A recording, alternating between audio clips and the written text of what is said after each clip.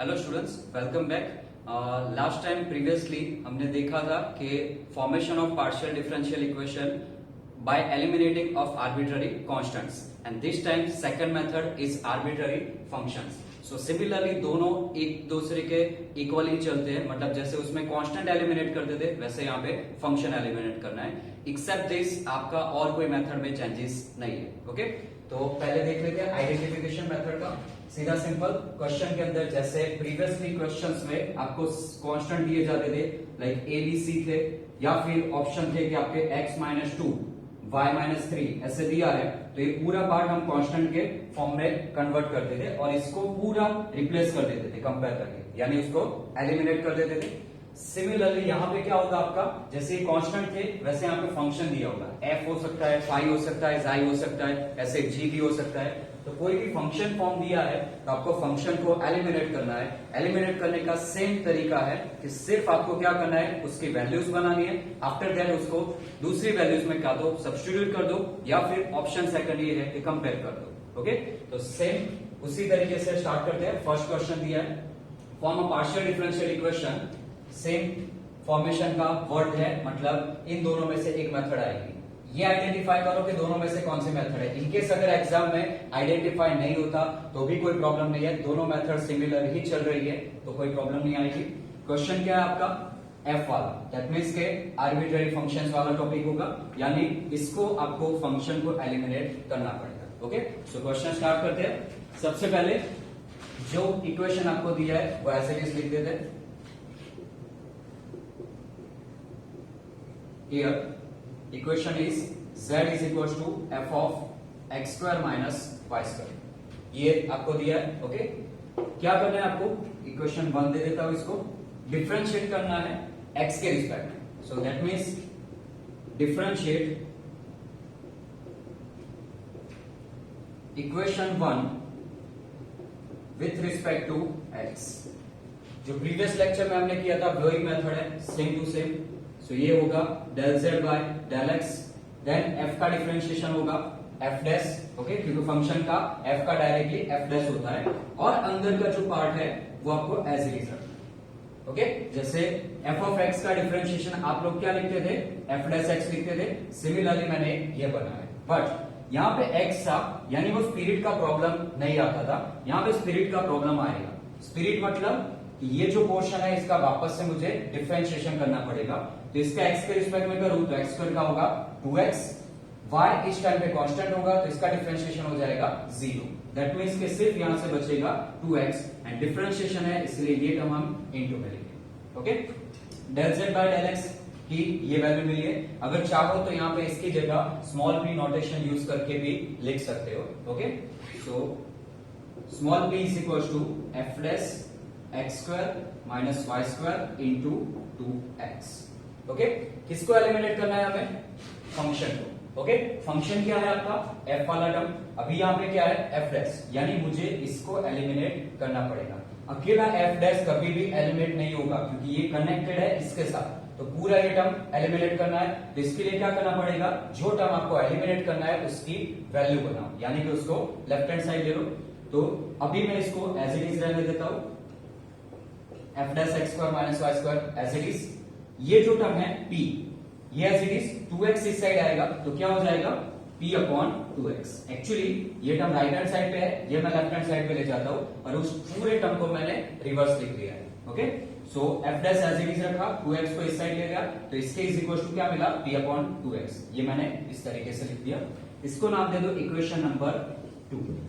तो जैसे इक्वेशन 2 मिला मुझे, वैसे ही y के रिस्पेक्ट में करूंगा तो तीसरा इक्वेशन मिलेगा। तो चलो डिफरेंशिएट करते हैं। So differentiate equation 1 with respect to y। Original question को ही डिफरेंशिएट करना है। सो अगेन z का होगा del z by del y is equal to f का same to same f dash x square minus y square. Again spirit आएगी, तो f का तो मैंने कर दिया, इसका बाकी है तो x स्क्वायर y के रिस्पेक्ट में चल रहा है, सो x is a constant, so differentiation 0 हो जाएगा। y स्क्वायर का क्या होगा 2y, बट विथ माइनस, सो यहां पे आएगा माइनस 2y। ओके, जैसे इसकी जगह हमने स्मॉल p रिप्लेस किया था, वैसे ही del z by del y की जगह क्या आएगा, स्मॉल q आएगा. So therefore q is equal to f dash x square minus y square into minus 2y.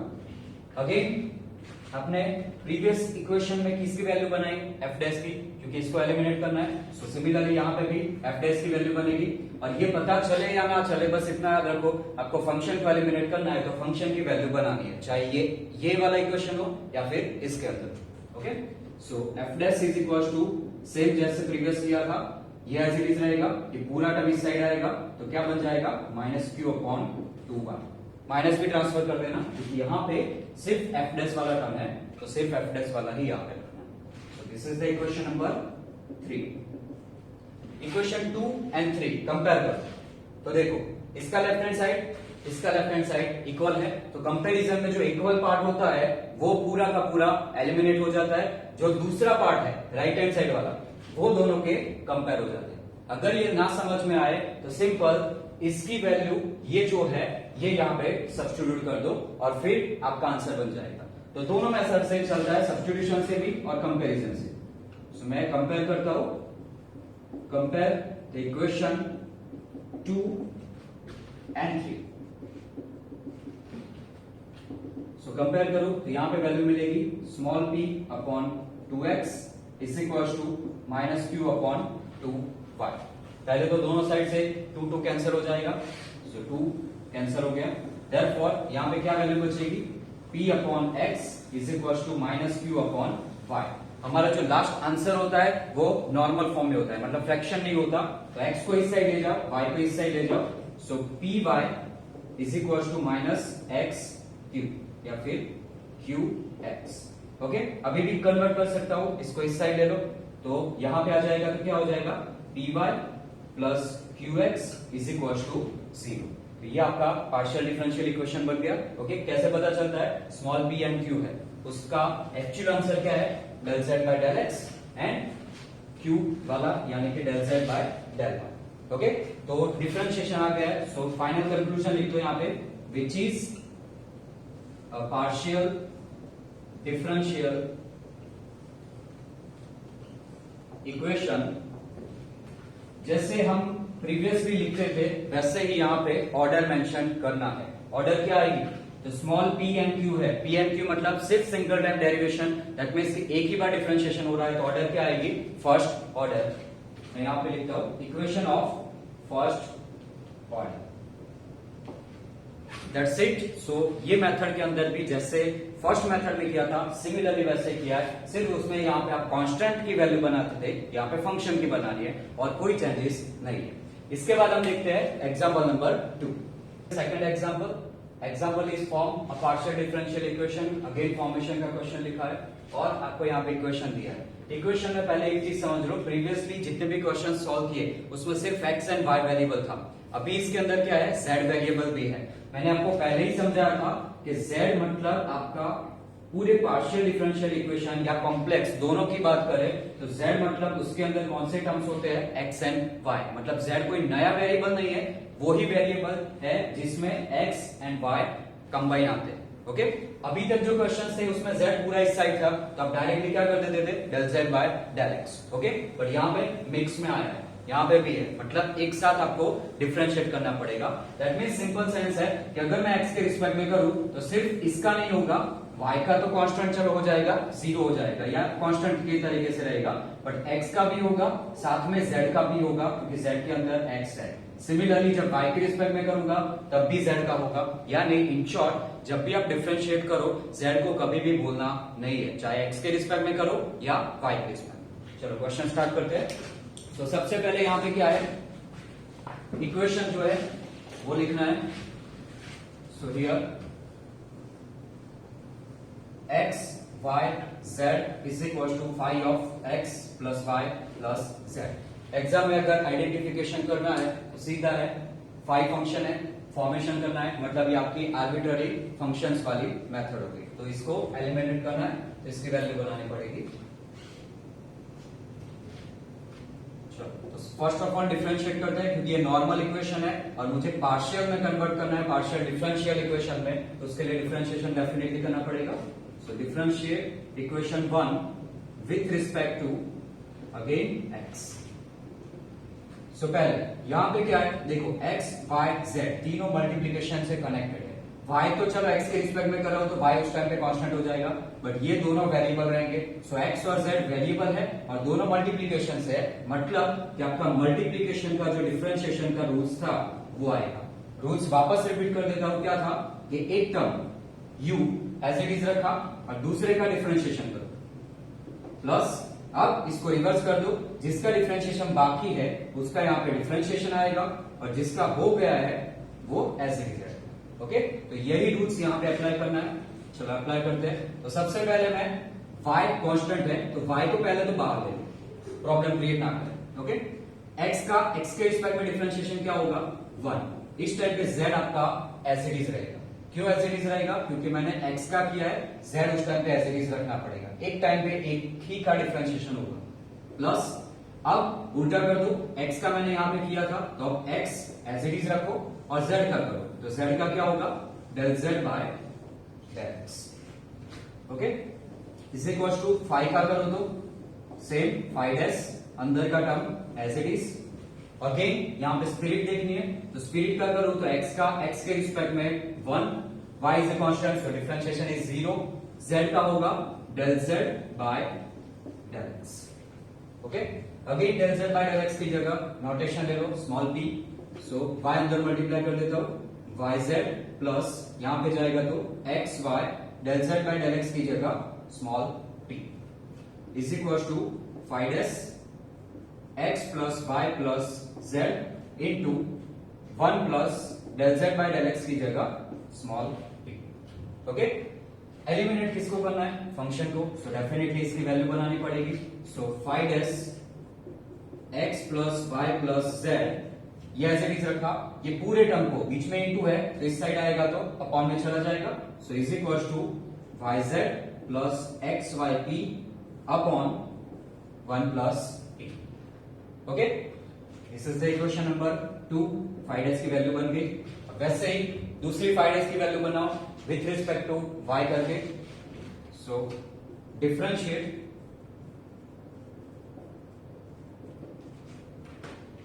Equation 1 with respect to y। So again differentiate करूं तो जैसे इसमें हुआ था सिमिलरली वापस इसमें होगा, बट इस टाइम पे x कांस्टेंट रहेगा बिकॉज ऑफ y के रिस्पेक्ट में डिफरेंशिएशन कर रहे हैं। तो पहले तो x as it is, y का y के रिस्पेक्ट में अगेन 1, उस टाइम पे z एज इट इज रहेगा, प्लस अब उल्टा y का डिफरेंशिएशन कर दिया था तो अब y एज इट इज रहेगा, z का बाकी था तो z का होगा del z by del y। Okay, is equal to phi का होगा phi dash x plus y plus z। Again spirit का करना है, x कांस्टेंट रहेगा, y के रिस्पेक्ट में कर रहे हैं तो x का डिफरेंशिएशन 0, y का 1 रहेगा, 1 प्लस z का del z by del y। In case अभी भी अगर आपको डिफरेंशिएशन में प्रॉब्लम हो रहा है तो मैंने आपको जो प्रीवियसली बेसिक लेक्चर्स, जो सिलेबस स्टार्ट करने से पहले बेसिक लेक्चर्स आगे रखे हैं, लेक्चर 1.1 एंड 1.2, वो देख लेना। वहां से आपको फॉर्मूला और ये जो रूल्स है स्पिरिट रूल वो इजीली समझ में आ जाएगा। आफ्टर दैट आपको यहाँ पे कोई प्रॉब्लम नहीं आएगी। ओके, चलो x अंदर मल्टीप्लाई करो, सो x into Z x Z plus x अंदर जाएगा तो x y और इसका नोटेशन हम क्या लिखेंगे small q is equal to phi dash x plus y plus z into 1 plus again इसका नोटेशन आएगा q। अगेन आपको इसकी वैल्यू बनानी है, तो phi dash x plus y plus z is equal to ये पूरा टर्म कहां जाएगा नीचे, तो xz plus xyq upon 1 plus q ये नीचे चला गया और ये टर्म ऐसे ही रखा। तो अगेन फाइ डैश की वैल्यू मिली, this is the equation number 3। Equation 3 and equation 2 compare करूं तो अगेन आपका लेफ्ट हैंड साइड दोनों में सेम है, तो कंपेयर करूंगा तो वो निकल जाएगा, तो सिर्फ आपका जो राइट हैंड साइड है वो कंपेयर होगा। So compare equation 2 and 3. So by comparison इसका राइट हैंड साइड क्या है, yz plus xyp 1 plus p is equal to xz plus xyq upon 1 plus p. अब ये आपका पार्शियल डिफरेंशियल इक्वेशन बन गया है, बस इसको सिंप्लीफाई करना है इजी फॉर्म में. हमारा नॉर्मल इजी फॉर्म क्या होता है, एक p वाला टर्म होता है, आगे उसके वैल्यू होती है, एक q वाला टर्म होता है और एक p और q के अलावा यानी कि कांस्टेंट्स टाइप के अदर वेरिएबल्स के फॉर्म होता है और इज इक्वल टू 0. इस टाइप से हम बनाते हैं. ओके, तो इसी तरीके से यहाँ पे बनाओ. तो पहले तो फ्रैक्शन हटाने के लिए क्रॉस मल्टीप्लाई कर दो. 1 प्लस p यहाँ पे जाएगा, 1 प्लस q यहाँ पे आएगा. So yz plus xyp into 1 plus q is equal to xz plus xyq into 1 plus p यहाँ पे आएगा. So 1 plus p. मल्टीप्लाई करो.